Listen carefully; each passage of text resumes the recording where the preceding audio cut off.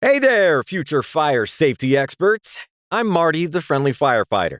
Today, I'm here to talk about something very important: how to use a fire extinguisher. So, imagine you're at home and a fire starts on the stove. The first thing to remember is you never put water on a stove fire. It could make the flames even bigger. Instead, use a fire extinguisher. Now, remember, a fire extinguisher is great for small fires, like the one on the stove, but it can't tackle a house fire or a wildfire.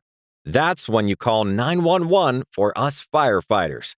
Using a fire extinguisher is easy. Just remember the word pass.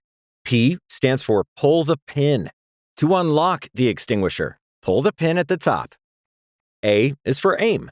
Aim the nozzle at the bottom of the fire where the fuel is burning, not at the flames themselves. S is for squeeze. Squeeze that lever. And finally, S is for sweep.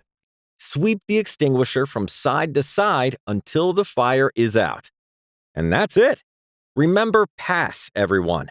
Pull, aim, squeeze, and sweep. Next time there's a small fire in your kitchen, remember pass.